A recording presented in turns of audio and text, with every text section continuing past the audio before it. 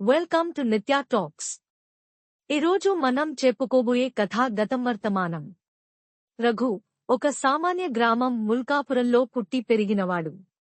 అతని జీవితం చాలా సాధారణమైనదే, కాని ఆయన చిన్నప్పటి నుండి పుస్తకాల పట్ల ఉన్న ఆసక్తి అతనిని ఇతర పిల్లల నుండి ప్రత్యేకంగా నిలబెట్టింది. రఘు చిన్నప్పటి నుండే కొత్త విషయాలను తెలుసుకోవాలని, చదువుల పట్ల మక్కువ కలిగి ఉండేవాడు. ఇతర పిల్లలు ఆటలలో తలమునకలై ఉండగా రఘు ఎక్కువగా తన కాలాన్ని పుస్తకాలతో గడిపేవాడు. రఘు కుటుంబం చాలా పేద. అతని తండ్రి కేవలం చిన్న కూలీగా పనిచేస్తూ కుటుంబాన్ని పోషించేవాడు. ముల్కాపురం వంటి గ్రామంలో ఎక్కువ మందికి శ్రామిక వృత్తులే జీవనాధారం. రోజువారీ కూలీ పనులు చేయడమే వారి ప్రధాన జీవనోపాధి. రఘు తండ్రి కూడా తక్కువ రోజు కూలితో కుటుంబం పోషణకు కృషి చేసేవాడు. రఘు తల్లి కూడా ఇంట్లోనే ఉండి చిన్నపాటి పనులు చేస్తూ కుటుంబంలో చిన్న సహాయం చేసేది. కుటుంబం పేద అయినా వారిలో ఉన్న నిబద్ధత, నిజాయితీ మరియు పరస్పరమానవీయ సంబంధాలు రఘుకు అతి ముఖ్యమైన పాఠాలుగా నిలిచాయి. ఈ పేదరికం రఘు చదువులపై ఎప్పుడూ అడ్డంకి కాలేదు. పుస్తకాల పట్ల అతని ఆసక్తి ఏ మూలాన్ని చూసి కనుగొన్నదో తెలియదు కాని అది అతని జీవితంలో ఒక అద్భుతంగా నిలిచింది. రఘు చిన్ననాటి నుండే గ్రామంలోని పాఠశాలలో ప్రతిభావంతుడిగా పేరు పొందాడు. చదువుల్లో ఉన్న మక్కువతో అతను ఎప్పుడూ కొత్త విషయాలను నేర్చుకోవడానికి కృషి చేసేవాడు. పుస్తకాలు అతని స్నేహితులుగా మారాయి.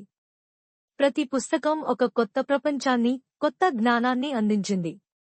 రఘు ప్రతి పుస్తకాన్ని ఒక జ్ఞాన సముద్రంగా భావించి ప్రతి పుటలోనూ కొత్త విషయాలను తెలుసుకోవడానికి కృషి చేసేవాడు. రఘు యొక్క కుటుంబ నేపథ్యం మరియు పేదరికం అతనికి జీవితంలో ఉండాల్సిన లక్ష్యాలను నిర్దేశించాయి. పేదరికం ఉన్నా అతని తల్లిదండ్రులు చదువులు ఎంత ముఖ్యమో తెలుసుకున్నారు మరియు రఘు చదువులకు ప్రతిబంధకంగా ఏమీ ఉండవద్దనే నిర్ణయం తీసుకున్నారు.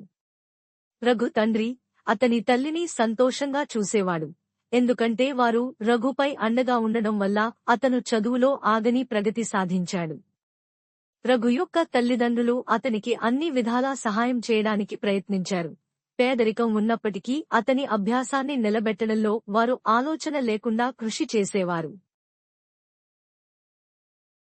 రఘు చిన్నతనంలో అతని తాతగారు ఉండేవారు. వారికి అనేక పుస్తకాల సేకరణ ఉండేది. రఘు తాతగారి వద్ద ఉన్న పుస్తకాల వలన అతనిలో పుస్తకాల పట్ల ఆసక్తి పెరిగింది. రఘు తాతగారి కథలు, పాఠాలు, పుస్తకాల ప్రాధాన్యత అతనిలో విజ్ఞానమనే భక్తిని పెంచాయి. రఘుకి తాతగారు పఠించిన ప్రతి పుస్తకం ఒక పాఠశాలగా, ఒక క్షేత్రంగా నిలిచింది. అతని తాతగారు ఎన్నో కథలు చెప్పేవారు. వాటిలో చాలానే తమ కుటుంబ చరిత్రకు సంబంధించినవి కూడా ఉండేవి.